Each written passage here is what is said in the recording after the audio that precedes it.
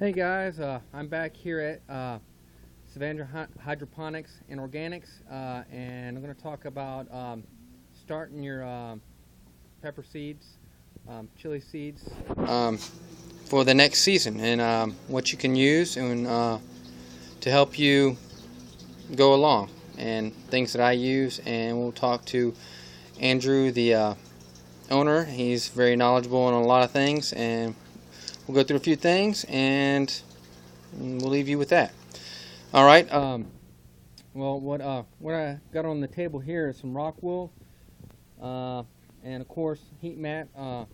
Superhots generally have to be germinated at about 85 degrees Fahrenheit, and of course some tags to mark your seedlings, and cocoa core is great. Additive to grow stuff. It retains water, drains well. It doesn't clump up like the moss. So yeah, peat moss. So and this is Andrew. He is the owner of Savannah Hydroponics. He feeds me a lot of information, and he can tell you a little bit about the things that you can use when starting seeds. How you doing? Yeah, so Stephen covered most things. Peppers take a little longer to germinate, and they do like a little bit higher temps. Other seeds don't need quite the temperature that the peppers need. So yeah, in the low to mid 80s is about what you need. When it comes to using rock wool, and you can put this stuff in soil or in hydroponics. It's just basically a spun silicate. They heat up a silicate rock and spin it almost like cotton candy. But it's just an inert growing medium, works real well. You just want to pH balance it. That's the main thing. They show here on the wrapper. You can use some lemon juice to bring the, they're a little bit alkaline, so you just bring the acidity, bring the pH down a little bit with a little acid. Preferably, you're going to use pH up and down that we use for growing plants, but lemon juice is a trick for down. Baking soda works as a trick for up. But that's how you pre-treat these. You just soak them, plant the seed, and sometimes it'll take a couple weeks for these pepper seeds to get to sprout. And again, you can plant these in good potting soil or use them in a hydroponic system, whether you're using clay pellets or whether you're, there's lots of, the cocoa, there's a lot of different medias we can choose. They all have their pros and cons. But yeah, get to growing. So what would you recommend for somebody that doesn't want to use rock wool and they want to use like a soil base? Yeah, well, we've got some really good seed starter mix. That's just a really good light mix that's good for starting seeds. You can use just good old coconut coir. Once you expand this, you can add perlite to it if you like, but that works really well also. Pretty cheap too. It is. This little brick is less than $3, and it'll expand. You'll fill up about a 5-gallon bucket with it. It expands quite a bit larger than this little brick. Yeah, it's affordable.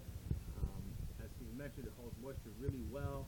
It's got what's called a high cation exchange capacity. So not only does it hold moisture, but it holds nutrients and the minerals that the plant's roots need to thrive.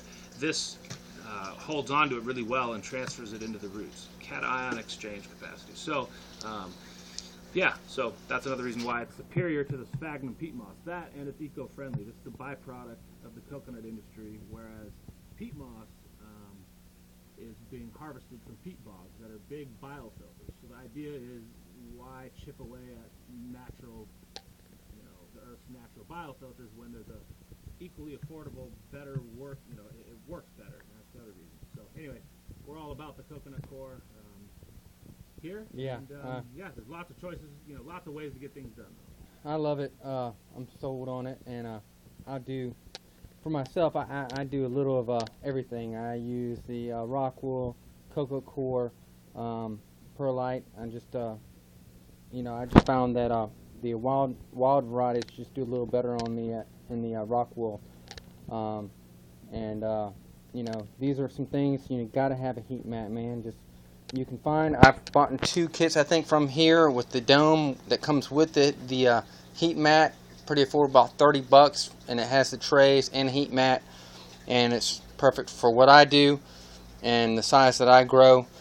Some people have a larger do a way bigger grow and use a whole bigger setup. But for guys that are starting out, these things are great and will get you what you want to do. And and then as the plant gets bigger, like Andrew said, you can transplant rock wool into soil base, or it can go into hydroponics, into a larger rock wool cube. And it just depends on what you're doing and your goals on growing. But just wanted to start this off, a little series of what to use as you go, and I'll have some other videos up of actually me doing it and actually using some of the products that I buy from right here at Andrew, Savannah Hydroponics. And thanks, Stephen. No, I appreciate it. One thing, it's kind of interesting. I just thought of this. If you want to zoom in on this chart, all right, this will tell you some of the temperatures of the different plants, and so that's kind of interesting. I just thought of that. This is just a different size heat mat, and yeah, so you can see, and you can put a thermostat along with your heat mat to where you can set the temperature, and the heat mat will cut on and off to keep it within your specific temperature range. So that's all. I just saw that little chart and I thought it was pretty interesting. And yeah, thanks, Stephen. You're a great customer. We appreciate you coming. I appreciate it, Andrew. And I hope you guys have enjoyed this little segment. And we'll see you guys later. Take care. Bye.